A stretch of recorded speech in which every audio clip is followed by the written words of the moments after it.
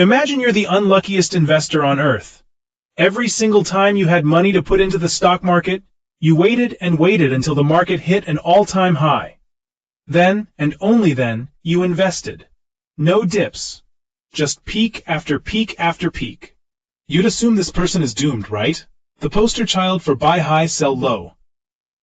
Now imagine another kind of investor. This one waits for a dip.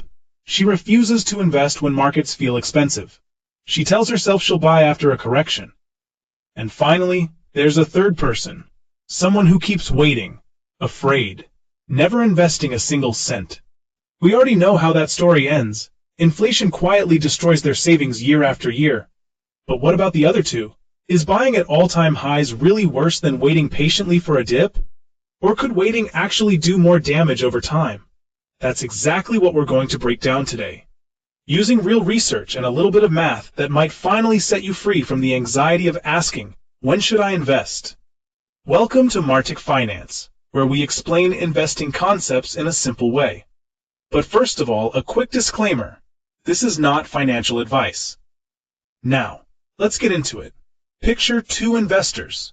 Investor A is waiting for a dip. Wendy. Wendy knows perfect timing is impossible, but she has a rule. She never invests at all-time highs. She waits for a 10% pullback. Investor B is bad timing. Bridget. Bridget invests whenever she has money. She doesn't wait. And to make things worse, she has terrible luck. Every single year, she invests at the absolute peak. Now intuitively, you'd expect Wendy to outperform Bridget by a mile. Wendy avoids expensive markets. Bridget buys at the worst possible times. But that's not what actually happens. And this is where real research changes everything. Before we look at the numbers, let's be clear about one thing. Waiting for a dip sounds disciplined, but it's still a form of market timing.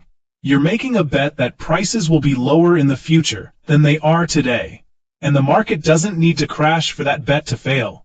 It only needs to keep going up longer than you expect. That's where most investors get stuck.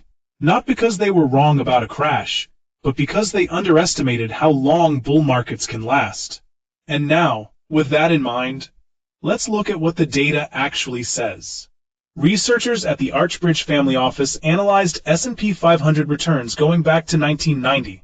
They compared three strategies. First, waiting for a 10% pullback from all-time highs before investing. Second, investing immediately whenever the market hits a new all-time high. Third, investing on random days.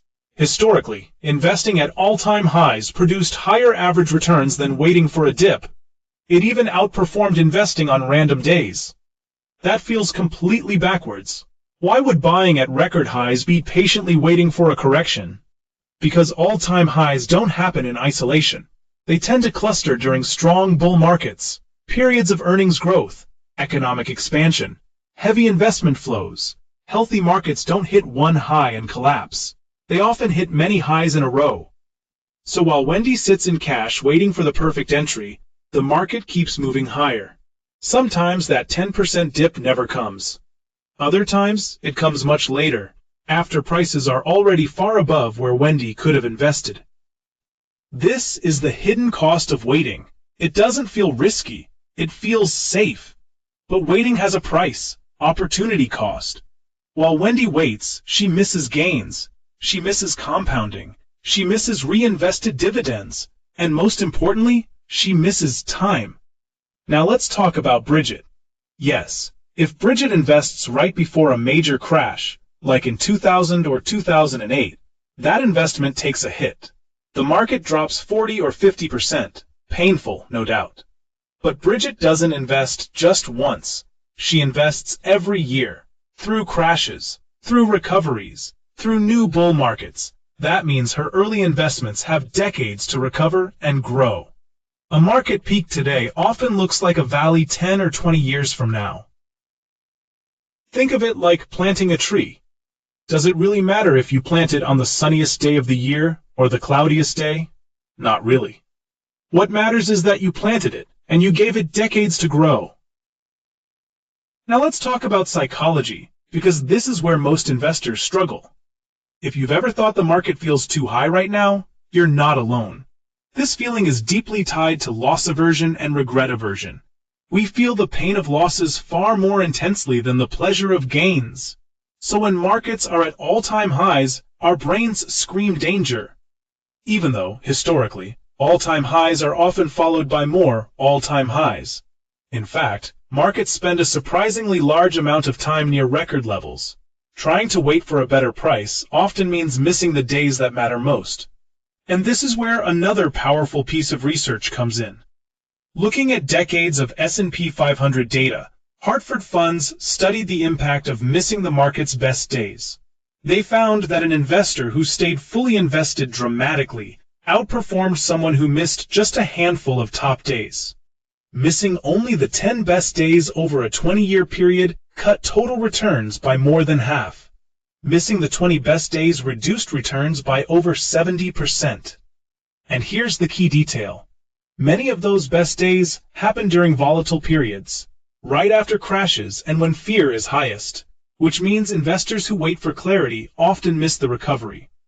This is exactly why so many people never invest.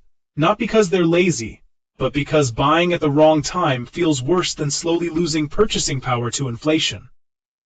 So what's the real takeaway from all of this? Should you invest blindly without thinking? Not exactly. But consistency beats perfection. The data strongly suggests that regularly investing a fixed amount, regardless of market conditions, works better than trying to time entries. This approach is known as dollar-cost averaging, and it works because it removes emotion from the equation. I already have several videos on the channel talking about dollar-cost averaging. I really recommend watching them. Now, before you go and dump every dollar into a single S&P 500 index fund based on everything we've just covered, there's a question worth asking. All of this research, the timing comparisons, the best days data, it's all based on the US market. So what if the US is the exception, not the rule? This matters more right now than it has in decades, because of something called concentration risk.